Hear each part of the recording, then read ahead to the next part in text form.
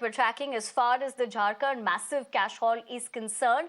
Wife of arrested private secretary has been summoned, and the Enforcement Directorate has summoned the accused wife for today. Remember earlier, Jharkhand Minister Private Secretary was arrested, and earlier over 30 crores of recovered cash from his house. You're looking at the visuals of the same previously, and now more money has been seized from the office. Let me go across to Sohan, my colleague, for more.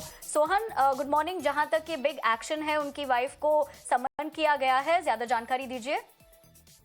देखिए, जो ED है इस पूरे मामले की जांच कर रही है और जो कैश ईडी ने जब्त किया था ग्रामीण विकास मंत्री आलमगीर आलम के आप सचिव के नौकर के यहाँ से, तो उस मामले में ईडी पूरे मामले की जांच कर रही है और तह तक जाने की कोशिश की जा रही है और पूरे सवालों के जवाब ढूंढने में ईडी लगी हुई है। और खासकर से संजीव लाल और संजीव लाल के नौकर को ईडी ने 6 दिन को रिमांड पे लिया, उनसे पूछताछ की जा रही है।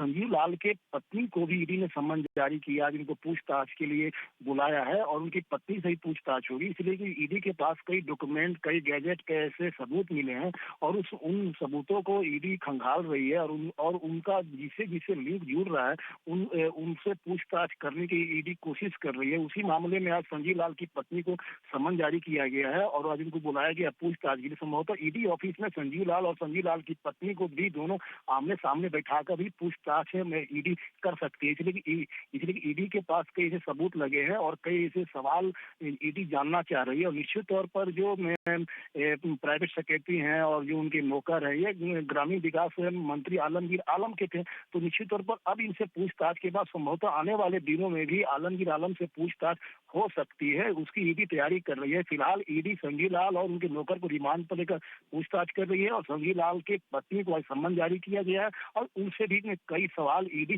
जानना चाहेगी। जी Sohan, thank you very much for getting us the latest and also essentially telling us how the central agency will be looking to probe this further. But for the moment, let's leave it at that. Let's shift our focus to tell you about how Maldives foreign